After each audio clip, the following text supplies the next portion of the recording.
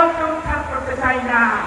বাংলাদেশে বিভিন্ন ধর্ম থাকবে, বর্ণ থাকবে, নৃগোষ্ঠী থাকবে, সবাই মিলে সকল দল থাকবে, সকলকে নিয়ে শান্তিতে একটা উন্নয়ন সমৃদ্ধির বাংলাদেশ জাতীয়তাবাদী দল করতে চায়।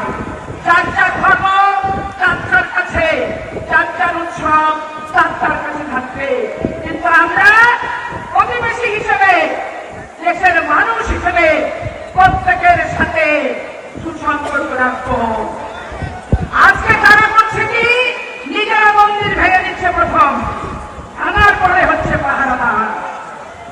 12 তারিখের পর থেকে কোন মন্দির ভাঙতে দেওয়া হবে না, কোন প্যাগোডা ভাঙতে দেওয়া হবে না, কোন গির্জা ভাঙতে দেওয়া হবে না, আর আপনাদেরকে পাহারাদারও হতে দেওয়া হবে না।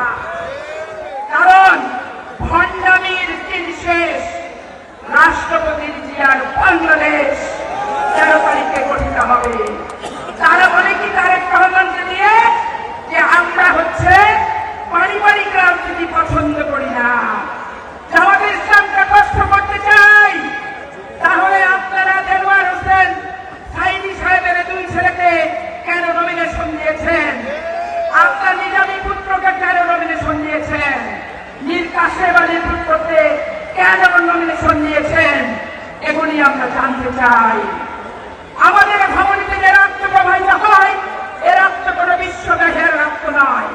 আমাদের ভবনীতে যে রক্ত প্রবাহিত হয়, এ রক্ত কোনো ধর্ম ব্যবসায়ী মিথ্যাবাদীর রক্ত নয়। আমাদের ভবনীতে যে রক্ত প্রবাহিত হয়, 7 সম্মেলনের উদ্যোক্তা